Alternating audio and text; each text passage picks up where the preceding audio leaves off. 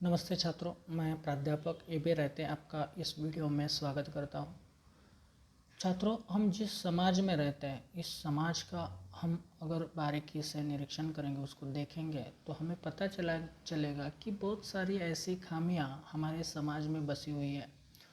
बहुत सारी बुराइयां जिसके कारण मानव का जीवन बड़ी मात्रा में प्रभावित होता हुआ हमें दिखता है। बहुत सारी गलतियां मतलब समाज में हम देखते हैं कि बहुत सारी ऐसी चीज़ें घटित होती है जिसकी वजह से बहुत सारे लोगों को दुख सहना पड़ता है। समाज में बहुत बड़ी मात्रा में हमें अन्याय, अत्याचार, पाप का फैलाव होता हुआ दिखाई देता है। इन सभी चीज़ों को अगर हम देखें तो हमें ये मालूम होगा कि मानव एक बहुत महत्वपूर्ण इस सृष्टि का जीव है। बहुत हम जिसे होनहार या होशियार समझते हैं, बाकी प्राणियों से ज़्यादा बौद्धिक क्षमता मानव में बसी हुई है।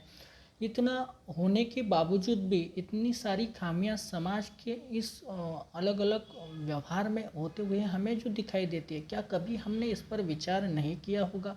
क्या कभी हमने इस पर सोचा नहीं होगा क्यों ऐसा समाज में घटित होता है? ये समाज इतने आज मानव इतना उन्नत हुआ है, ऐसी जगह पर पहुंच चुका है, इतनी सारी ज्ञान उसके पास पहुंच चुका है। इतना सब कुछ होने के बावजूद भी समाज की इन स्थितियों में परिवर्तन क्यों नहीं हुआ है? समाज में बदलाव क्यों नहीं आया है? इन सभी स्थितियों में जो सभी को अच्छे रहने का या सभी को अपना अच्छा जीवन जीने का सौभाग्य प्राप्त हो, मौका मिले, ऐसी स्थितियां समाज में क्यों प्रचलित नहीं हो पाई?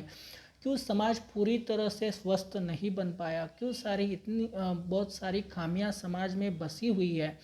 इनको अगर हम बारीकी से देखेंगे या उसको समझने की कोशिश करेंगे तो हमें बहुत सारी चीज़ें नब उभर कर आएगी कि इतना विचार करने वाला ये इंसान होते हुए भी समाज की ऐसी हालत क्यों है। इस पर हमें गंभीरता से विचार करने की ज़रूरत होगी। जब हम विचार करेंगे तो ही हमें पता चलेगा कि इन स्थितियों का मूल कारण क्या है। तो देखो छात्रों, हम लोग अगर हम इस पर गंभीरता से विचार करेंगे तो ही हम पर इसमें मिलने वाले सुझाव जो है वो प्राप्त हो पाएंगे।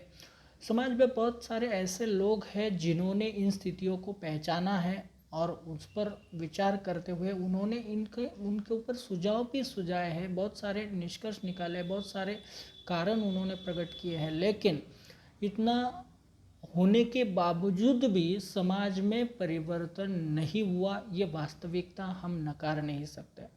बहुत सारे संत हुए, बहुत सारे महात्माएं हुए, विचारक हुए, सुधारक हुए, वैज्ञानिक हुए, बहुत सारे मतलब जिन्होंने अपने प्रतिभा के बल पर, अपने बुद्धि के बल पर समाज का अध्ययन किया और समाज की इन बुराइयों को समझा, उनके कारणों को समझा और समझने के बाद उन्होंने लोगों को समझाने की कोशिश की, लोगों तक पहुंचाने की कोशिश की, इन बुराइयों को खत्म करने के लिए प्रयास किए। कईयों ने तो अपना समूचा जीवन इसके लिए अर्पित कर दिया, अपने अपने आप को न्यौछावर कर दिया। इतना करने के बावजूद भी समाज में परिवर्तन नहीं हो पाया, ये सच्चाई हम कभी भी नकार नहीं सकते। आज भी समाज में बहुत सारी ऐसी खामियां, बहुत सारे ऐसे गुण बसे हुए हैं जो समाज के लिए घातक है, समाज की उन्नति के लिए घातक है, लोगों के जीवन के लिए तनाव पैदा करने वाले हैं और स्थितियों को बिगाड़ने वाले हैं। तो आज हम इस वीडियो के माध्यम से इन्हीं सभी चीज़ों पर विचार करने वाले हैं। कन्हैयालाल मिश्र जी की रचना है पाप के 4 हथियार। इस रचना का अध्ययन करने वाले हैं। इन्होंने इसी विषय को हमारे सामने रखा है और समाज के इस स्थिति को, इस तरह की जो स्थिति है, इस स्थिति के कारणों की समीक्षा करने का काम ये इस पाठ में किया है। ये एक निबंध विधा में लिखा गया पाठ है और इस पाठ को आज हम विस्तार से समझने वाले हैं, उसका अध्ययन करने वाले हैं। तो शुरू करते हैं। पाठ नंबर 6, पाप के 4 हथियार। रचनाकार है कन्हैयालाल जी मिश्र। सबसे पहले हम रचनाकार का जो व्यक्तित्व है उसका परिचय यहाँ पर जो हमारे पाठ्यपुस्तक में दिया गया है उसका पहले से विस्तार से अध्ययन करेंगे। उसका व्यक्तित्व, रचनाकार का व्यक्तित्व जो है, उनकी साहित्य कृतियाँ या उनके जीवन के बारे में संक्षेप में समझ लेते हैं। फिर उसके बाद हम रचना का विस्तार से अध्ययन करेंगे। तो तो चलो शुरू करते हैं। पाप के 4 हथियार, रचना क्रमांक 6। देखिए छात्रों, पाठ नंबर 6, पाप के 4 हथियार। रचनाकार है कन्हैयालाल मिश्र, जिन्हें प्रभाकर के नाम से भी जाना जाता है। यहाँ पर लेखक का संक्षिप्त परिचय दिया गया है। हम पहले उनका परिचय यहाँ पर करवा लेते हैं। कन्हैयालाल मिश्र जी का जन्म जो है वो 26 सितंबर 1906 को उत्तर प्रदेश के देवबंद गांव में हुआ है। इन्होंने हिंदी के कथाकार, निबंधकार, पत्रकार तथा स्वतंत्रता सेनानी के रूप में कार्य किया है। मतलब ये हिंदी में इन्होंने कथाओं का लेखन किया है, निबंधों का लेखन किया है, पत्रकार भी ये रह चुके हैं। और इसके साथ साथ हमारे स्वतंत्रता के जो आंदोलन हुआ हमारे देश में, उस आंदोलन में भी इन्होंने अपना हिस्सा या उन्होंने वो कार्य किया है या इन्होंने हिस्सा लिया था, या हमारे देश को स्वतंत्रता मिले इसके लिए ये अंग्रेज़ों के खिलाफ लड़े थे। इन्होंने पत्रकारिता में स्वतंत्रता के स्वर को ऊंचा उठाया था। इन्होंने जो कार्य किया है, देखिए वो खास करके वो बंदूक लेके अंग्रेज़ों से लड़ने नहीं गए थे। उन्होंने अपने देशभक्ति का परिचय या अपने देश के लिए लड़ने के लिए किस मार्ग का प्रयोग किया, तो इनका जो मार्ग था वो था लेखन। अपने विचारों से लोगों को जागरूक करने के लिए और अंग्रेज़ों को इस देश से भगाने के लिए इन्होंने पत्रकारिता का सहारा लिया। पत्रकारिता के माध्यम से स्वतंत्रता कितनी उपयुक्त है, महत्वपूर्ण है, ये उन्होंने अपने साहित्य के माध्यम से, लेखन के माध्यम से लोगों तक पहुंचाने का कार्य किया है। स्वतंत्रता का स्वर जो है वो उन्होंने उठाया। मतलब स्वतंत्रता के ऊपर इन्होंने बड़ी मात्रा में लेखन किया है, स्वतंत्रता मिलने से पहले ही। आपके निबंध भारतीय चिंतन धारा को प्रकट करते हैं। इन्होंने जो निबंध लिखे, निबंध साहित्यिक रचना की एक विधा है, वो कैसी होती है इसका भी यहाँ पर परिचय दिया गया है, हम वो आप उस पर पढ़ेंगे। लेकिन याद रखिए, इन्होंने जो निबंध लिखे हैं, इन निबंधों में भारतीय जो चिंतन धारा है या विचारधारा है, उस विचारधारा को इन्होंने अपने निबंधों के माध्यम से लोगों के सामने प्रस्तुत करने का कार्य किया है। आपका संपूर्ण साहित्य मूलतः सामाजिक सरोकारों का शब्दांकन है। ये भी बहुत महत्वपूर्ण, मतलब इन्होंने जो कुछ साहित्य लिखा है, समूचा साहित्य, संपूर्ण साहित्य लिखा है, ये मूल रूप में सामाजिक स्थितियों का, उसके संवेदनाओं का या उससे जुड़ी गतिविधियों का या उसमें बसे हुए भेदों का एक तरह से शब्दांकन है या शब्द रूप चित्रण यहाँ पर इन्होंने अपने साहित्य में किया है। अपने साहित्य और पत्रकारिता को व्यक्ति और समाज के साथ जोड़ने का प्रयास इन्होंने किया है। इन्होंने जो भी साहित्य सृजित किया है, लिखा हुआ है, इस साहित्य को साथ ही साथ इन्होंने जो कुछ पत्रकारिता की है, उस पत्रकारिता में जो कुछ सृजन किया, लिखा हुआ है, उन सभी को इन्होंने व्यक्ति और साथ ही साथ समाज को भी जोड़ने का प्रयास किया है। मतलब समूचे समाज को एक दूसरे से जोड़ने का कार्य या व्यक्तियों को समाज से जोड़ने का कार्य इन्होंने अपने साहित्य के माध्यम से किया है। और हमारे देश की वो बहुत बड़ी ज़रूरत थी, और उस ज़रूरत को पूरा करने के लिए इनका ये जो कार्य है ये बहुत महत्वपूर्ण है। आप भारत सरकार द्वारा पद्मश्री सम्मान से विभूषित हैं। ये एक बहुत महत्वपूर्ण सम्मान है।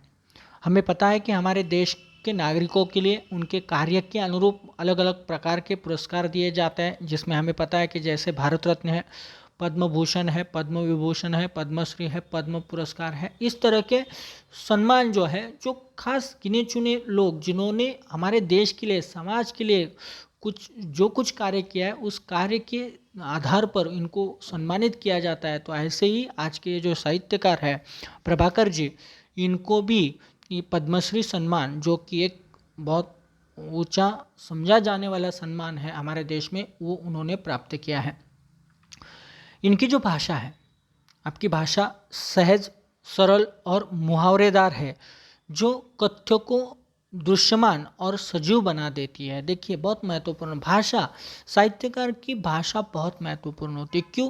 क्योंकि उसी के माध्यम से वो लोगों तक पहुंचता है, उसी के माध्यम से लोगों के दिलों में वो जगह बना पाता है, उसी के माध्यम से वो लोगों को अपने अंदर बसे हुए विचारों को समझा पाता है।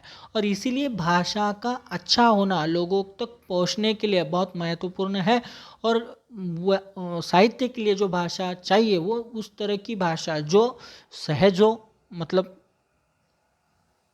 सामान्य हो, लोगों को समझने के लिए सरल हो, और साथ ही साथ वो पढ़ने में अच्छे लगे। इस तरह की कुछ बातें, जैसे मुहावरेदार भाषा होना जो कि भाषा को एक तरह से सुंदर बना देता है और सुनने के लिए उत्कृष्ट बनाने का काम वो करती है। तो ऐसी सहज सरल और मुहावरेदार भाषा उनके साहित्य की है।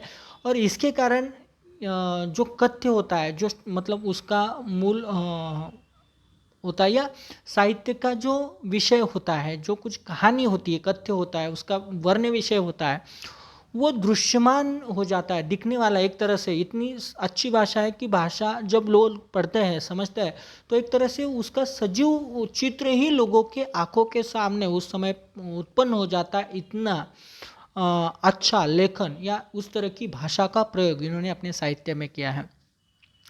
तत्सम शब्दों का प्रयोग भारतीय चिंतन मनन को भी अधिक प्रभावशाली बना देता है। संस्कृत से जो शब्द उठाए गए हैं, ऐसे शब्दों को हम तत्सम शब्द बोलते हैं। तो ये शब्दों का प्रयोग भी भारतीय चिंतन मनन के लिए अधिक प्रभावशाली बनाने का काम करता है। ऐसे शब्दों का भी उन्होंने प्रयोग किया है। इनका निधन जो है वो 1995 में हुआ है। तो ऐसे ही रचनाकार है जिनका जीवन हम देख सकते हैं कि बहुत साहित्य सृजन के क्षेत्र में और लोगों को जागरूक करने के लिए या स्वाधीनता के आंदोलन में हो, जो बहुत महत्वपूर्ण है। और हिंदी साहित्य जगत में इनका बहुत मान है, सम्मान है। इन्होंने किया हुआ साहित्य सृजन का कार्य हिंदी की एक बहुत बड़ी धरोहर के रूप में इन्हें माना जाता है, और इसीलिए ये हिंदी साहित्य जगत में एक बहुत सम्माननीय ऐसे साहित्यकार के रूप में इन्हें पहचाना जाता है। तो इन्होंने अपने साहित्यिक जीवन में जो कुछ रचनाएं की है, उन रचनाओं का यहाँ पर उल्लेख किया है। हम देखते हैं कि इन्होंने अपने साहित्यिक जीवन में किन रचनाओं का निर्माण किया है, सृजन किया है। देखिए, इनकी प्रमुख कृतियाँ धरती के फूल, ये इनका कहानी संग्रह है, कहानियों का संग्रह इन्होंने लिखा है। इसके साथ जिंदगी मुस्कुराई, बाजे पायलिया के घुंघरू, जिंदगी लहलहाई, महके आंगन, चहके द्वार, ये इनके निबंध संग्रह है, मतलब निबंधों के लिखे हुए बुक है या संग्रह है। दीप जले शंख बजे, माटी हो गई सोना, ये इनके स्मरण एवं रेखा चित्र है। ये भी साहित्य लेखन की एक विधा है और ये बहुत महत्वपूर्ण है। इन अलग अलग विधाओं में इस रचनाकार ने, मतलब प्रभाकर जी ने, अपने साहित्य का निर्माण किया है। बहुत बड़ा साहित्य सृजन इन्होंने अपने जीवन में किया है।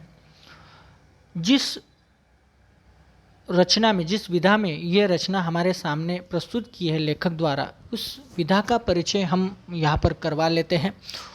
जो रचना आज हम पढ़ने वाले पाप के चार हथियार, ये मूल रूप में एक निबंध है। और इस हम निबंध, ये साहित्य की जो विधा है वो क्या होती है, उसका अर्थ क्या है, वो हम यहाँ पर संक्षेप में देखते हैं। देखिए, निबंध का अर्थ है विचारों को भाषा में व्यवस्थित रूप से बांधना। निबंध का अर्थ वो तो है जो कोई प्रस्तुत विषय जिसका हम वर्णन करने वाले हैं, जिसके बारे में लिखने वाले हैं, जिसके बारे में बताने वाले हैं, उस विषय के लिए या उस विषय पर हमारे या लिखने वाले के जो विचार होते हैं, उस विषय के आधार पर उसका जो ज्ञान होता है, उसकी जो समझ होती है, उसकी जो जानकारी होती है, वो सभी को भाषा में व्यवस्थित रूप से, सबसे महत्वपूर्ण वो विचार जो है वो व्यवस्थित, मतलब एक हम कह सकते हैं कि मूल रूप से सुव्यवस्थित करके या उसको अच्छी तरह से क्रम से हम कह सकते हैं, या हम कह सकते हैं कि व्यवस्थित रूप में उसे बांधकर उसे प्रस्तुत करने का काम किया जाता है। उसे ही हम निबंध करते हैं, कहते हैं।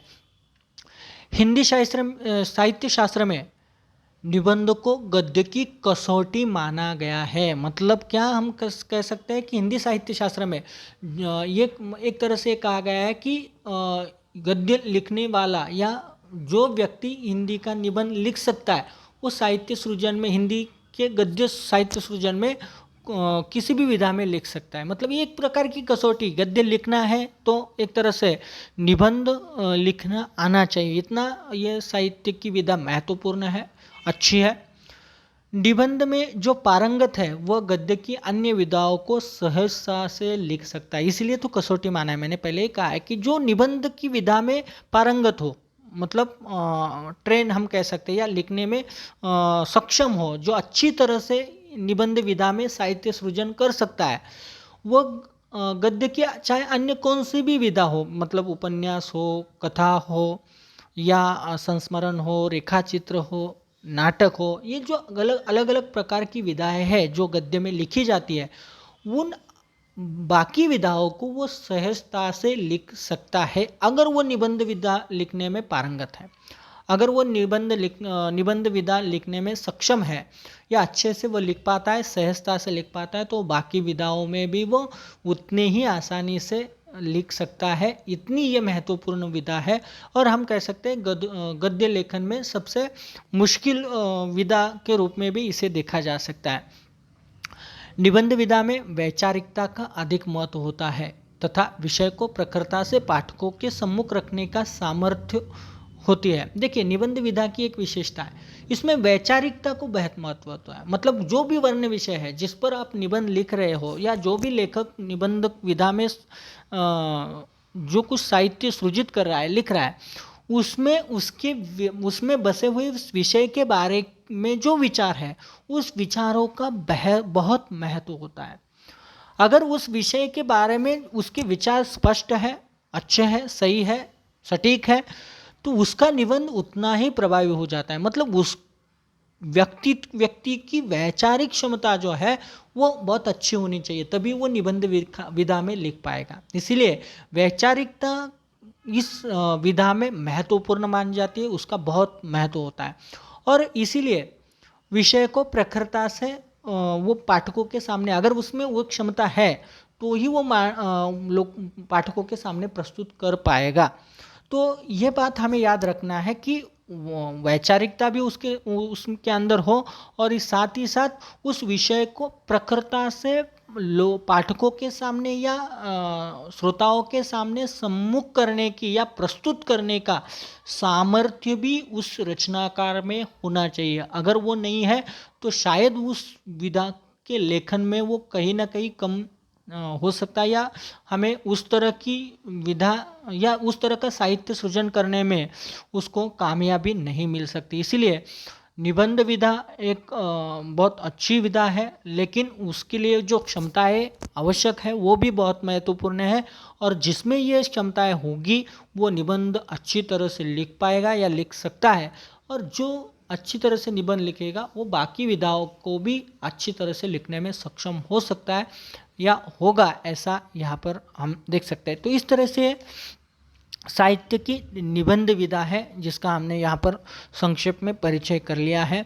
अब आगे हम बढ़ते हैं। जो पाठ हम पढ़ने वाले हैं, पाप के 4 हथियार, इस पाठ का संक्षिप्त परिचय दिया है। उस परिचय को हम समझ लेते हैं कि क्या कहना चाहते हैं रचनाकार इस निबंध के माध्यम से, किस विचारों को वो हमारे सामने रखना चाहते हैं, वो हमें यहाँ पर संक्षेप में समझ लेना है।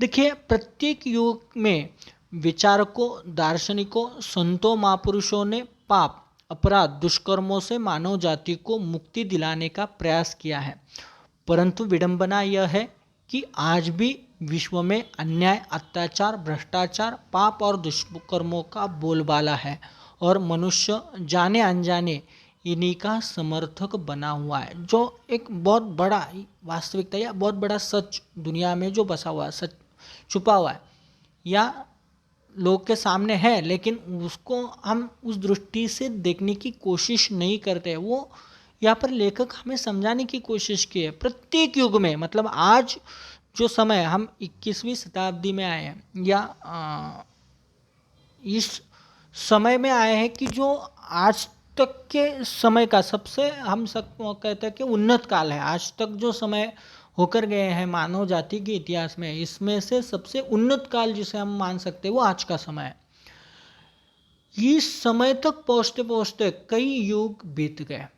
अगर हम पीछे झांकते हैं और पीछे गए हुए समय को अगर हम देखेंगे तो हमें पता चलेगा कि हर एक युग में, मतलब प्रत्येक युग में या पीछे गए हुए समय में हम देखेंगे कि बहुत सारे विचारक हुए हैं, बहुत सारे दार्शनिक हुए हैं, संत हुए, महापुरुष हुए हैं, बहुत सारे जो समाज को दिशा देने का काम करते हैं, समाज के विचारों में स्पष्टता लाने का काम करते हैं, विचार प्रदान करते हैं, उनके जीवन को, उनके रहन सहन को बदलने का काम करते हैं। बहुत सारे, मतलब मानव को सही रास्ते में लाने का काम ये जो प्रवर्ग है, अलग अलग सुधारक हम कह सकते हैं, विचारक कह सकते हैं, दार्शनिक कह सकते हैं, संत कह सकते हैं, महापुरुष कह सकते हैं, इन लोगों ने हमेशा ही समाज को सही राह पर लाने की कोशिश की है। इन्होंने समाज की बुराइयों को मिटाने का कार्य किया है, या समाज में लिप्त या छुपी हुई बुराइयां समाज को दिखाने का काम किया है। एक तरह से वो आईना बने हैं लोगों के लिए। तो ये काम आज तक बहुत सारे लोगों ने किया है। हम देख सकते हैं कि अनगिनत ऐसे हुए हैं व्यक्ति जिन्होंने अपने समूचे जीवन को भी समाज के लिए अर्पित कर दिया है, समाज में व्याप्त ये बुराइयों को ख़त्म करने के लिए, नष्ट करने के लिए। तो बहुत सारे ऐसे लोग हुए हैं जिन्होंने समाज में बसे हुए पाप हो, अपराध हो, दुष्कर्म हो, ये बसे हुए इनको समाज से निकालने के लिए, या मानव जाति को इन दुष्कर्मों से या इन बुरी चीज़ों से निकालने के लिए, उससे मुक्ति दिलाने के लिए उन्होंने प्रयास किए हैं, प्रयत्न किए हैं या कार्य किया हुआ। लेकिन हम देख सकते हैं इतना करने के बावजूद भी विडंबना यह है, विडंबना का अर्थ होता है उपास, या ये स्थिति यह है, उपास यह है, या वास्तविकता यह है, या दुख की बात यह है कि आज भी इतनी कोशिशों के बावजूद भी, आज इतना समय बीत जाने के बावजूद भी विश्व में, दुनिया भर में अगर हम देखें तो अन्याय, अत्याचार, भ्रष्टाचार, पाप, दुष्कर्म, जो बुराई हम बुराइयाँ कहते हैं, ये समाज की बुराइयाँ हैं, या समाज में व्याप्त कलंक हम कह सकते हैं, या बुरी चीज़ें हैं, इनको हम समाज से नष्ट नहीं कर पाए हैं, समाज को इन चीज़ों से मुक्ति नहीं दे पाए हैं। इनको नष्ट करना छोड़ो, आज भी इनका बोलबाला है दुनिया भर में, आज भी इनका प्रभाव, क्योंकि हम बोलबाला है मत कह सकते या प्रभाव कह सकते, क्यों है? क्योंकि आज भी दुनिया में ये चला आ रहा है और बढ़ता जा रहा है, और ये आसानी से लोग इन चीज़ों को अपने जीवन में स्थान देते हैं। इसका मतलब है इनका प्रभाव है, इनका बोलबाला है, आज भी इनकी चलती है, इसीलिए तो लोग इनको अपने जीवन में लाते हैं। अगर ये नहीं होता, ये इतनी बुरी चीज़ें, फिर भी लोगों के जीवन में इनका स्थान है, इसका मतलब यह है कि इनका प्रभाव समाज पर है। आज भी समाज इन चीज़ों से मुक्त नहीं हो पाया है। मनुष्य, इंसान जो जाने अनजाने इनका समर्थक बना हुआ है, कुछ क्षणों के लाभ के लिए, फायदे के लिए, सम्मान के लिए लोग कुछ जानकर इनको अपनाते हैं।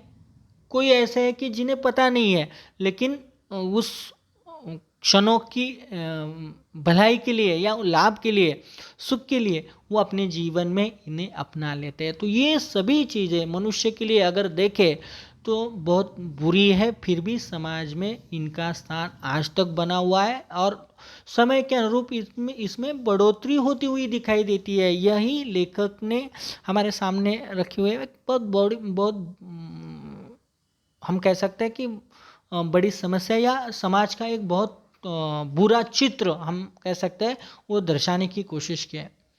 समाज संतों, महापुरुषों की जयंतियां मनाता है। अब देखिए, मुख्य विषय यहाँ पर, ये तो स्थितियां हैं, ये वास्तविकता है, हम इसको नकार नहीं सकते।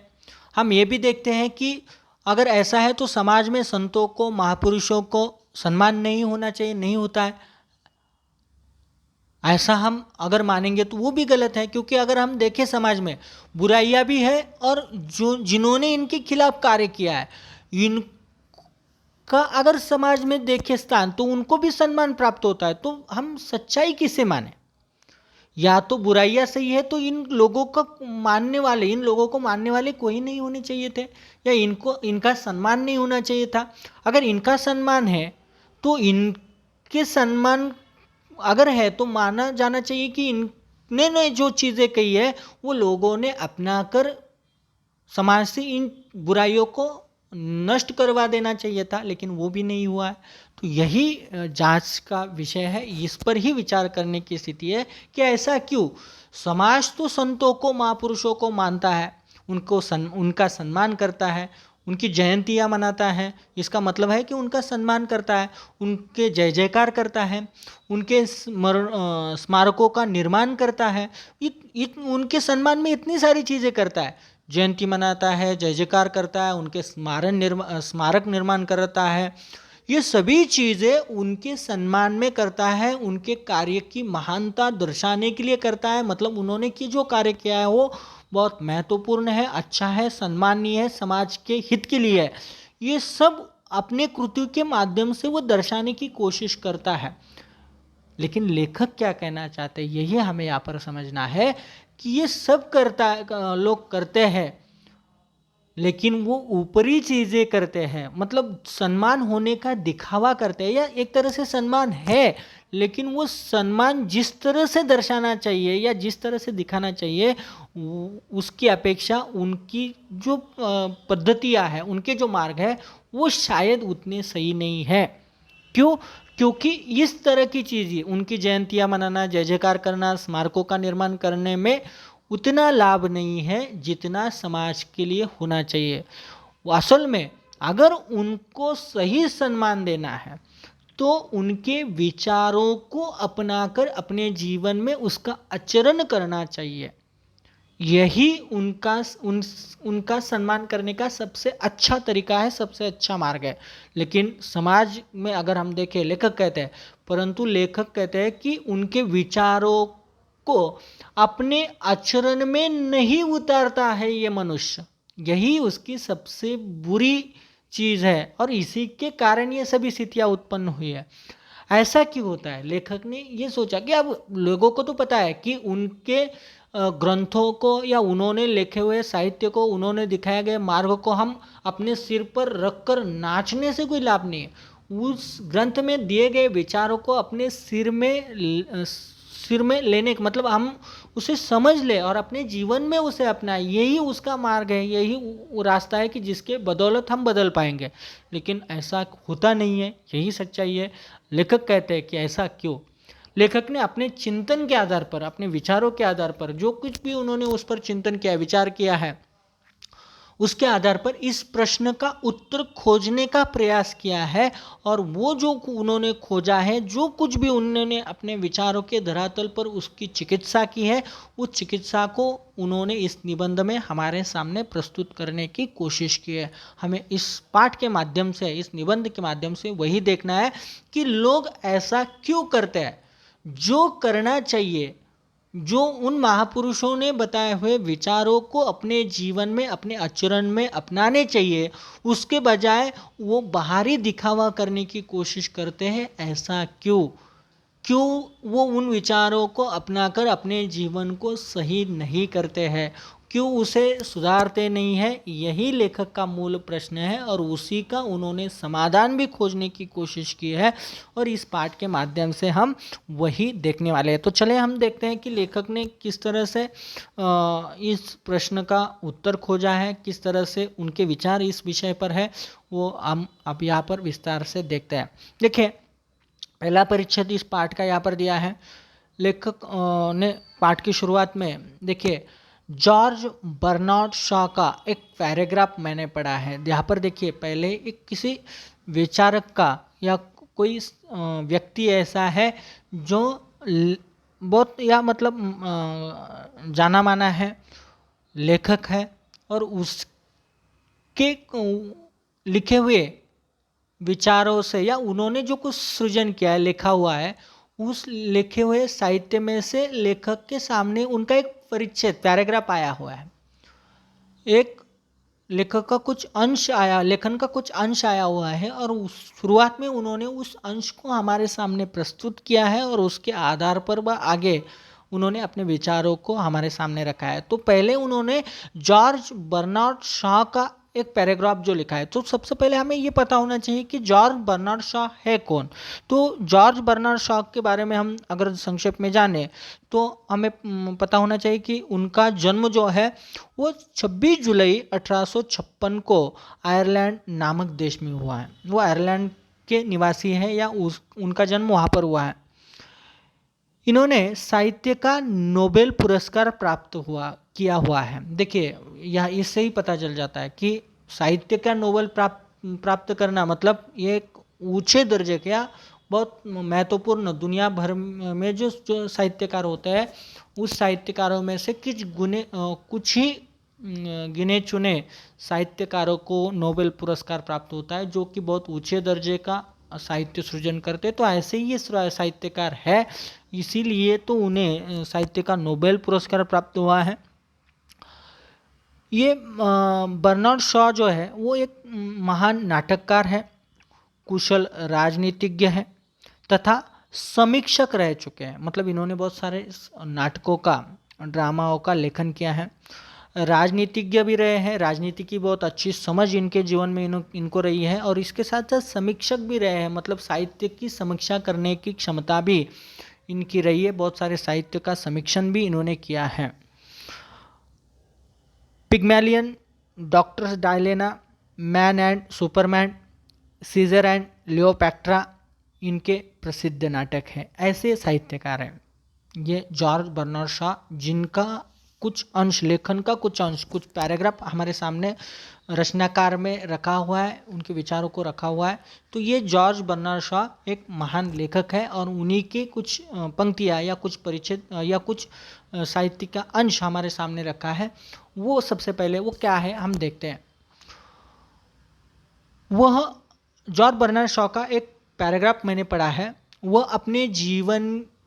अपने ही संबंध में है। मतलब उन्होंने जो परिच्छेद हमारे सामने रखा है, या लेखक ने जो परिच्छेद दिया है, वो कहते हैं कि वो अपने ही जीवन, मतलब उन्होंने अपने खुद के जीवन, बर्नार्ड शॉ ने अपने ही जीवन के संबंध में वो रखा है। क्या कहते हैं देखिए, वो परिच्छेद दिया है आगे। मैं खुली सड़क पर कोड़े खाने से इसलिए बच जाता हूँ कि लोग मेरी बातों को दिल्लगी समझकर उड़ा देते हैं। लेखक कहते हैं, या बर्नार्ड शॉ ने यह कहा है कि मैंने खुली सड़क पर कोड़े खाने से इसलिए बच जाता हूँ, या खुली सड़क पर तकलीफ या मार खाने से मैं इसलिए बच जाता हूँ क्योंकि जो बातें मैं कहता हूँ या जो कुछ लोगों के सामने रखता हूँ, उन चीज़ों को, उन बातों को लोगों के द्वारा सीरियसली नहीं लिया जाता। दिल्लगी का अर्थ होता है मजाक। लोग मजाक समझकर उसको उड़ा देते हैं, वो ज़्यादा उस बातों को मन पर नहीं लेते हैं, ज़्यादा गंभीरता से नहीं लेते हैं, यही वो कहते हैं, और इसीलिए मैं बच जाता। बात यूँ है कि मेरे एक शब्द पर भी वे गौर करे तो समाज का ढांचा डगमगा उठे। देखिए, लेखक ने या बर्नार्ड शॉ ने जो बात कही है कि मुझे बहुत तकलीफ सहनी पड़ती अगर लोग मेरे कहे गए हुए विचारों को या मेरे कही गई बातों को सीरियसली लेते। अगर मुझे बहुत मुश्किलों से गुजारना पड़ता, सड़क पर कोड़े खाने की नौबत आ जाती, अगर लोग मुझे ज़्यादा गंभीरता से समझते, लेकिन वो ऐसा करते नहीं है। वो मजाक में ही, दिल्लगी में ही मेरी बातों को उड़ा देते हैं, उसको अनदेखा कर देते हैं, उसको समझते नहीं है। लेकिन बर्नार्ड शॉ का कहना है, बात तो यह है कि मेरा एक शब्द, पूरी बातें छोड़ दीजिए, मेरा अगर एक शब्द भी वे गौर से देखे, बारीकी से देखे, तो क्या होगा, तो समाज का ढांचा डगमगा उठे। समाज का ढांचा डगमगा उठना ये एक मुहावरा है, और उसका अर्थ होता है आधार हिल जाना। समाज का आधार ही हिल जाएगा अगर मेरे विचारों में बचाए गए विचार जो है उसमें से एक शब्द भी वो गंभीरता से लेंगे और उस पर विचार करेंगे, तो शायद समाज का ढांचा ही डगमगा उठे, उसका आधार ही बदल जाए, उसकी सोचने या सभी तरह की व्यवस्थाओं का चित्र ही पलट जाए। इस तरह की बातें बर्नार्ड शॉ कहते हैं। वह आगे भी कहते, देखिए, वे मुझे बर्दाश्त नहीं कर सकते यदि मुझ पर हंसे नहीं। लेखक या देखिए कितनी ऊंची बात कही है। बर्नार्ड शॉ कहते हैं वो मतलब वे मतलब कौन, लोग, समाज मुझे बर्दाश्त नहीं कर सकता। बर्दाश्त मतलब सहना, सहन करना। वो मुझे सह ही नहीं सकते अगर यदि मुझ पर हंसे नहीं। अगर लोग मुझ पर हंसेंगे नहीं ना, हंसकर उस बात को टाल देते हैं, उड़ा देते हैं, अनदेखा कर देते हैं, पीछे डाल देते हैं। अगर उस पर गंभीरता से वो सोचने लगे ना, तो वो मेरी बातों को बर्दाश्त ही नहीं कर पाएंगे। ये इस तरह की बातें मैं करता हूँ या इस तरह के विचार मैं प्रस्तुत करता हूँ, हंसकर ही उन बातों को टाल देते हैं। मतलब वो एक तरह से हंसकर ही उन बातों को बर्दाश्त कर लेते हैं, अन्यथा उनको वो बातें बर्दाश्त ही नहीं हो सकती। इस तरह की बातें हैं। मेरी मानसिक और नैतिक महत्ता लोगों के लिए असहनीय है। मेरी जो मानसिक और नैतिक जो महत्ता है, महत्ता का अर्थ होता है महत्व, मेरे मानसिक जो महत्व है या मेरी नैतिक जो क्षमता है वो इतनी ऊंची है कि सामान्य स्तर से या सीधी तरीके से लोगों ने उस पर विचार किया, उन्होंने उसको समझने की कोशिश की, तो वो सह नहीं सकते। उतनी ऊंची है, इतनी महत्वपूर्ण है, इतनी अलग है, इतनी खास है, इतनी उच्च स्तर की है कि लोगों के ऊपर से वो चल जाएगी, असहनीय है, लोग उसको सह नहीं सकते, इतनी ज़्यादा क्षमता उसमें है। उन्हें उबाने वाली खूबियों का पुंज लोगों के गले के नीचे कैसे उतारे। इसलिए मेरे नागरिक बंधु या तो कान पर उंगलियां रख लेते हैं या बेवकूफ़ी से भरी हंसी के अंबार के नीचे ढक देते हैं मेरी बात। बर्नार्ड शॉ जो बात उन्होंने अंत में यहाँ पर देखिए, अपने परिच्छेद के अंत में उन्होंने जो चीज़ कही है, उन्हें उबाने वाली खूबियों का पुंज, उबाने वाले खूबियों का पुंज, खूबियों का पुंज का अर्थ होता है विशेषताओं का गुच्छा। वो कहते हैं कि ये जो उबाने वाले, या मतलब जिसको हम कह सकते हैं कि जिससे मन भर जाता है, या हम कह सकते हैं सामान्य भाषा में जिससे हम ऊब जाते हैं। तो ऐसी बात है, ये देखिए कोई जो बहुत दार्शनिक वैचारिक बातें या बहुत उच्च स्तर की बातें हम कहते हैं, तो हम जब पढ़ते हैं हमारे दिमाग के ऊपर से जाते हैं, तो हम उसके कारण ऊब जाते हैं। जिन चीज़ों को हम समझ नहीं पाते हैं उन चीज़ों से हम ऊब जाते हैं। तो उस तरह की उनकी जो मानसिक और नैतिक महत्ता, वो इस तरह की बातें या इस तरह की चीज़ें वो बताते हैं कि लोगों के समझ में नहीं आते हैं। और इसीलिए उनकी दृष्टि से वो चीज़ें कैसे होती है, उबाने वाली।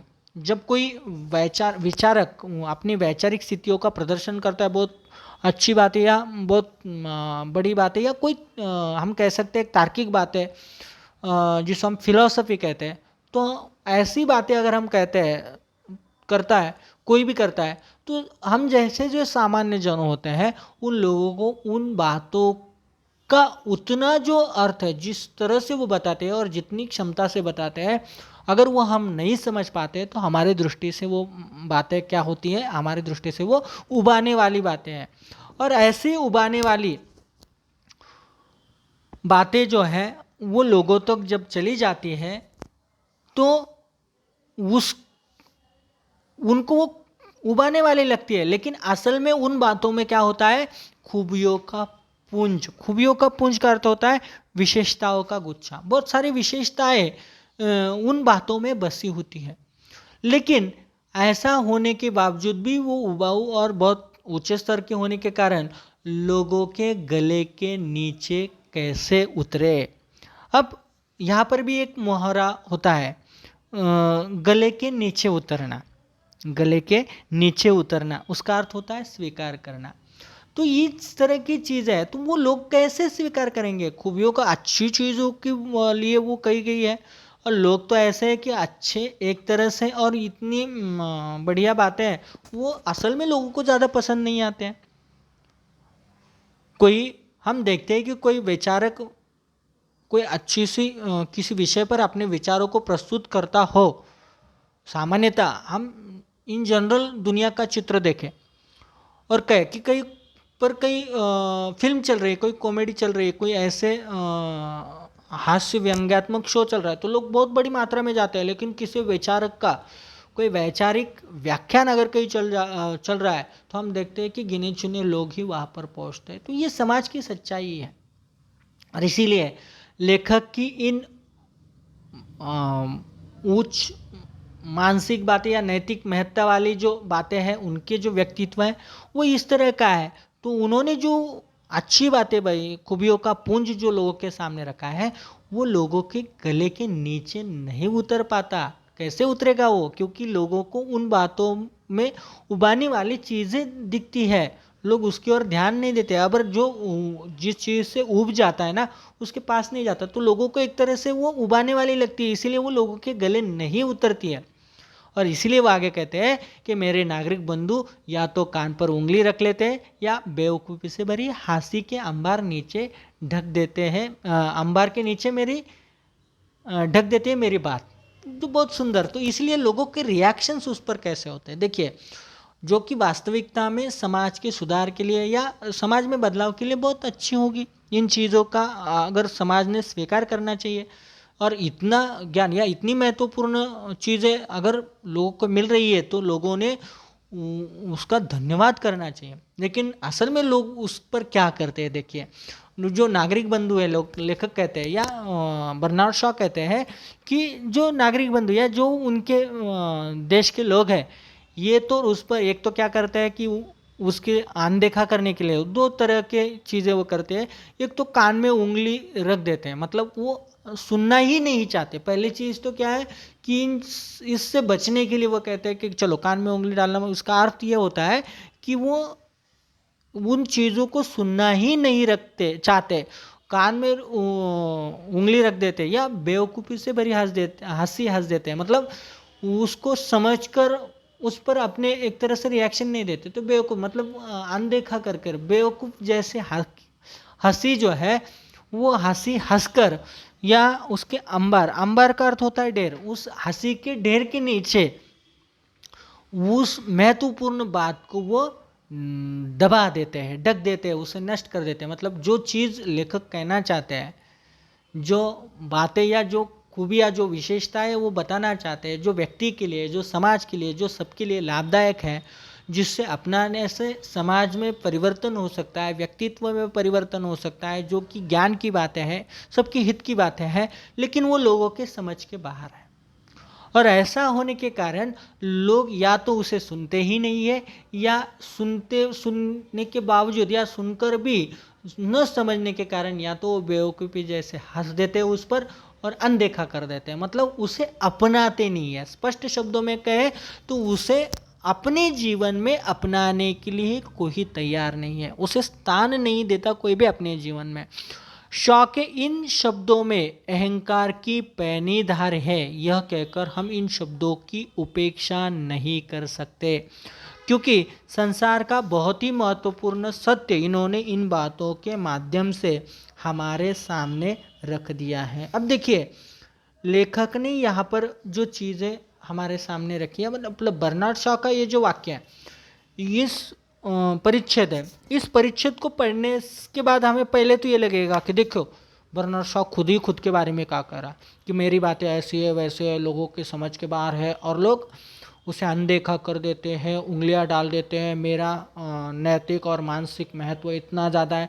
इन सभी चीज़ों को देखकर हमें सामान्यतः हमें ये लगेगा कि बर्नार्ड शॉ जो है वो खुद के बारे में ही बढ़ा चढ़ा कर बोल रहा है, या बढ़ा चढ़ाकर बोलने के लिए या जो ईगो अहंकार एक तरह से उसके मन में बसा हुआ है, या अहंकार की तीव्र पैनी का अर्थ होता है तीव्र, एक तेज तीव्र धार उसमें बसी हुई है, ऐसा हमें वहाँ पर लगेगा।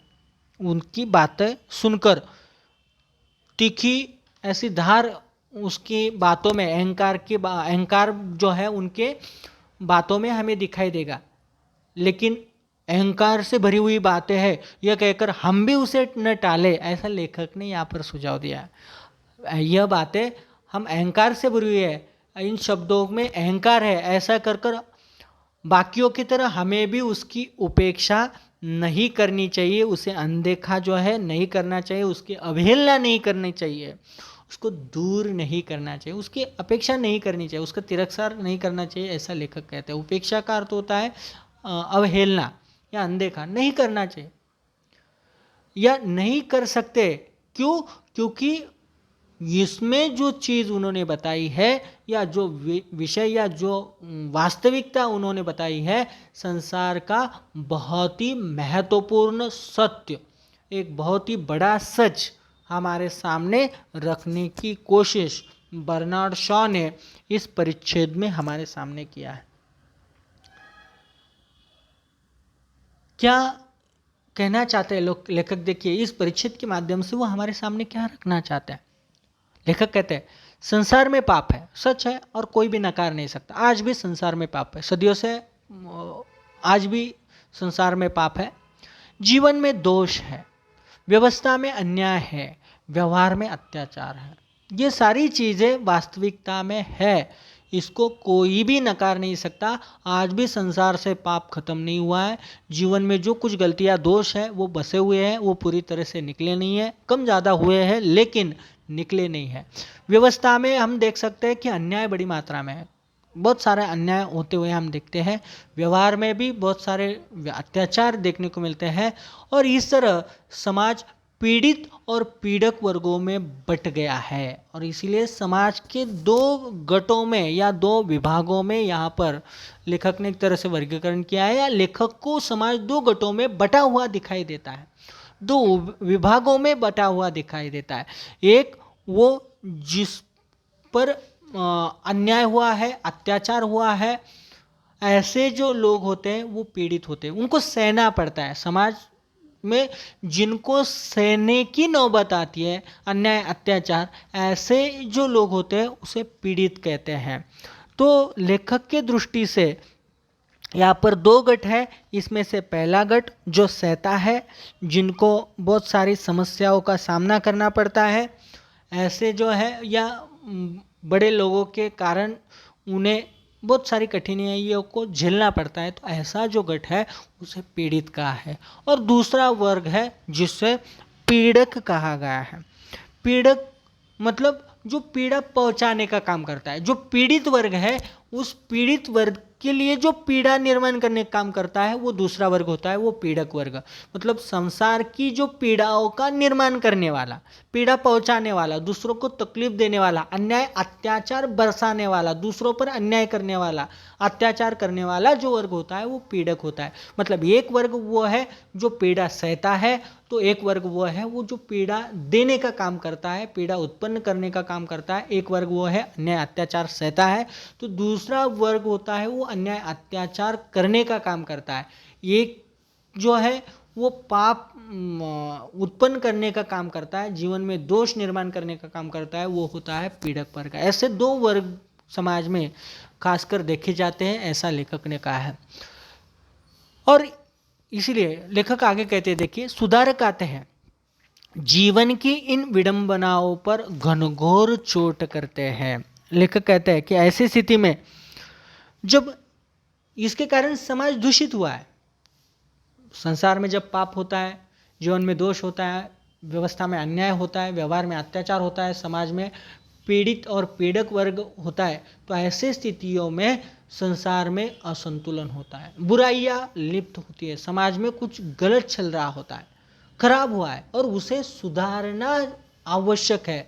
और उस सुधारने के लिए समाज में सुधारक उत्पन्न होते हैं। जो बिगड़ी हुई व्यवस्था को सही कर सकता है उसे सुधारक कहते हैं, या बिगड़ी हुई चीज़ों को सही करने का काम सुधारक करता है।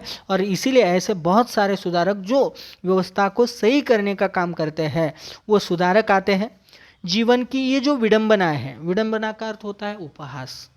ये जो उपहास है, ये जो स्थिति है विडंबनाओं पर, इन पर विडंबनाओं पर घनघोर चोट करता है। घनघोर का अर्थ होता है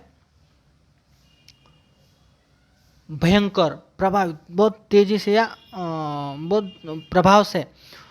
भयंकर ऐसी चोट का अर्थ होता है प्रहार, वो चोट करता है। सुधारक का काम वही है, अगर उसे समाज को सुधारना है तो सुधारने के लिए उन्हें समाज से वो गलतियाँ, वो खामियाँ, वो बुराइयाँ निकालनी होगी। और वो तभी निकाल पाएगा जब वो संसार की ये जो विडंबनाएं है, समस्याएं, उपहास है या ये जो प्रश्न है, इस पर वो प्रहार करके उसे खत्म नहीं कर देता। उसको प्रहार करके उसे खत्म करना होगा, तभी समाज सुधरेगा। अगर गलतियां रहेगी, अगर उसमें विडंबनाएं रहेगी, उसमें समस्याएं बनी रहेगी, तो समाज सुधार नहीं सकता। और इसीलिए उसे क्या करना होता है, इन उपहासों पर, इन विडंबनाओं पर तेजी से, बहुत तीव्रता से या भयंकर ऐसी उन्हें चोट, प्रहार करना पड़ता है। उसके मार से ही शायद वो खत्म होगा, तो ही समाज सुधार सकता है, बदल सकता है। इसीलिए वो विडंबनाओं पर घनघोर चोट करते हैं। कौन? ये सुधारक। विडंबनाएं टूटती बिखरती नजर आती है, और जब वो घनघोर, बहुत तेजी से, तीव्रता से, भयंकर ऐसे चोट, प्रहार करता है ना विडंबनाओं पर, तो उस समय ऐसा लगता है कि विडंबनाएं टूट रही है। ये उपहास, ये समस्याएं, ये स्थितियां या ये जो खराब माहौल है, ये बदल रहा है, वो टूट रहा है, वो नष्ट हो रहा है, ऐसी नजर आती है। पर हम देखते हैं कि सुधारक चले जाते हैं और विडंबनाएं अपना काम करती रहती है। लेकिन कुछ समय तक ऐसा नजर आने के बाद स्थितियाँ हमें लगेगा कि बदल जाएगी, लेकिन ऐसा होता नहीं है। कुछ समय बाद सुधारक जो है ना, ये प्रहार करते हैं तीव्रता से, और उसके बाद धीरे धीरे उनका प्रभाव खत्म हो जाता है। सुधारक आते हैं और समय के अनुरूप वो चले जाते हैं, लेकिन विडंबना जो है समय के अनुरूप, चाहे प्रहार हुआ, वो कमज़ोर होती है, लेकिन समय के बाद फिर से वो अपना काम करती रहती है, वो अपना काम करती रहती है। सुधारक आते हैं, प्रहार करते हैं, ये उस समय शायद थोड़ी कमज़ोर हो जाए, लेकिन वो अपना काम जारी रखती है। और वो अपना काम जारी रखती है और करती रहती है। वो अपना जो स्थान है वो बनाए रखती है संसार में। ये वास्तविकता है। और आखिर इसका रहस्य क्या है कि संसार में इतने महान पुरुष, ये स्थितियाँ सदियों से चली आ रही है, और इसीलिए लेखक कहते हैं कि ये रहस्य क्या है, लेखक खोजना चाहते हैं इसका रहस्य क्या है कि संसार में इतने महान पुरुष आए, सुधारक आए, तीर्थंकर आए, अवतार आए, संत आए, पैगंबर आए, इतने सब कुछ आए, पर यह संसार अभी तक वैसे का वैसा ही चल रहा है। अब यह सबसे महत्वपूर्ण बात है। पहली बात जो उन्होंने कही थी कि सुधारक आता है, वो तीव्रता से प्रहार करता है और विडंबनाओं को या इन बुराइयों को खत्म करने की कोशिश करता है। अगर ये सच है, वो कमज़ोर होती, टूटती, बिलखती हुई दिखाई देती है। अगर ये सच है, अगर वो टूट जाती, बिलख जाती, नष्ट हो जाती, तो समाज सुधर जाता। और उस सुधारक ने किए हुए कार्य की वजह से समाज में वो बुराइयां नष्ट हो जाती, समाज सुधर जाता। फिर से उस बुराइयों का स्थान समाज में नहीं होना चाहिए था। लेकिन वो बुराई अगर आज तक समाज में लिप्त है, बसी हुई है, तो इसका मतलब यह है कि उस सुधारक ने प्रहार किया, वो थोड़ी कमज़ोर हुई, लेकिन कुछ समय के बाद सुधारक चला गया, उस विडंबनाओं ने अपना स्थान फिर से मजबूत कर लिया। और लेखक तो यही समझना चाहता है कि अरे ये तो एक दो नहीं, चलो कि कोई एक दो विचारक आए, एक दो सुधारक आए, एक दो ऐसे लोग आए जिन्होंने इन स्थितियों को लोगों के सामने रखा, और उसके वजह से शायद वो पूरी तरह से नष्ट नहीं हो पाए।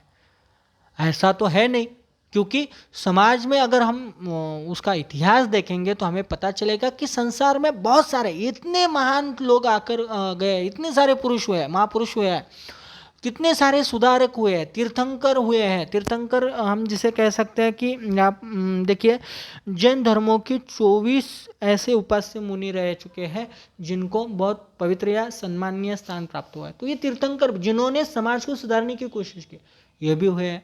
बहुत सारे अवतार होकर गए हैं। हम देखते हैं कि हमारे हिंदू पुराणों में या हमारे देश में राम कृष्ण जैसे बहुत सारे अवतार होकर गए, जिन्होंने भी अपने विचारों के माध्यम से समाज को सुधारने की कोशिश की है। बहुत सारे संत हुए हैं, कितने सारे संत हुए हैं, इन्होंने भी अपना समूचा जीवन समाज में बदलाव लाने के लिए लगा दिया है। पैगंबर आ चुके हैं, ये सभी संसार में आ चुके हैं। इतने सब आने के बावजूद भी इन संसार में कुछ बदलाव नहीं हुआ। इन्होंने लाख कोशिश की, कितने मतलब सारे, इन सभी समाज को परिवर्तित करने के लिए इन्होंने हर तरह का, हर संभव प्रयास किया है।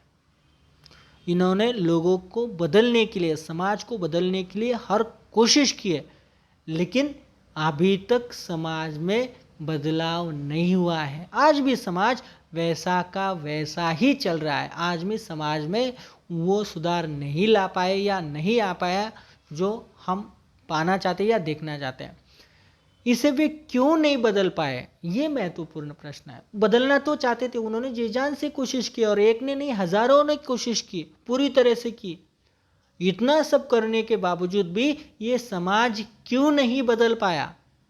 दूसरे शब्दों में, जीवन के पापों और विडंबनाओं के पास वो कौन सी शक्ति है जिससे वे सुधारकों के इन शक्तिशाली आक्रमणों को झेल जाते हैं? ये भी विचार करने जैसी बात है कि इन विडंबनाओं में या इन पापों में, इन समस्याओं में, इन स्थितियों में ऐसी कौन सी ताकत है, ऐसी कौन सी शक्ति है कि इतने महान, इतने अच्छे, इतने बढ़िया, इतने सम्मानीय सुधारक हो, तीर्थंकर हो, महान पुरुष हो, संत हो, अवतार हो, पैगंबर तक आकर गए हैं, इन इतने शक्तिशाली लोग आए, इन्होंने इन पर आक्रमण किया, इन विडंबनाओं पर, इन पापों पर, इन्हें हराने के लिए, इसे नष्ट करने के लिए, इसे समाप्त करने के लिए कोशिश की, इतने सारे भरसक प्रयास किए, इसके बावजूद भी इनके पास, इन विडंबनाओं के पास, इन पापियों के पास, इन पापों के पास ऐसी कौन सी शक्ति है? इन सबको झेल गए और डकार गए, फिर भी इन पापों का, विडंबनाओं का अस्तित्व खत्म नहीं हो पाया। ये सोचने लायक बात है। ऐसी कौन सी शक्ति है जिन शक्ति के कारण इन आक्रमणों को, इन सुधारकों के इन शक्तिशाली आक्रमणों को ये झेल गए और टुकड़े टुकड़े होकर बिखर नहीं जाते? इतना होने के बावजूद भी ये नष्ट नहीं हुए। टुकड़े टुकड़े होकर बिखरना मतलब खत्म हो जाना, ये नष्ट नहीं हुए, आज भी ये बरकरार है, आज भी इनका स्थान बरकरार है, आज भी इन्होंने अपना जीवन जो है वो या अस्तित्व जो है दुनिया में कायम रखा है। इतना आक्रमण, इतनी ताकत से इन्हें इन्होंने कोशिश, या इन सभी लोगों ने, पुरुषों ने, महापुरुषों ने, सुधारकों ने, तीर्थंकरों ने, अवतार धारकों ने, संतों ने, पैगंबरों ने कोशिश किए इनको खत्म करने की, पापों को खत्म करने की, विडंबनाओं को नष्ट करने की भरसक प्रयास किए, इतने आघात उन पर किए हैं, इतने आक्रमण उन पर किए हैं, इसके बावजूद भी ये टुकड़े टुकड़े होकर बिखरे नहीं है, आज भी इनका अस्तित्व है। मतलब लेखक ये देखना चाहते हैं कि इनके पास ऐसी कौन सी शक्ति है जिसके बलबूते पर ये अपना स्थान समाज में बनाए रखे। तो वो हम देखते हैं अगले वीडियो में किस तरह से इन्होंने अपना स्थान जो है वो बना के रखा है। यहाँ पर हम रुकते हैं। धन्यवाद, मिलते हैं अगले वीडियो में।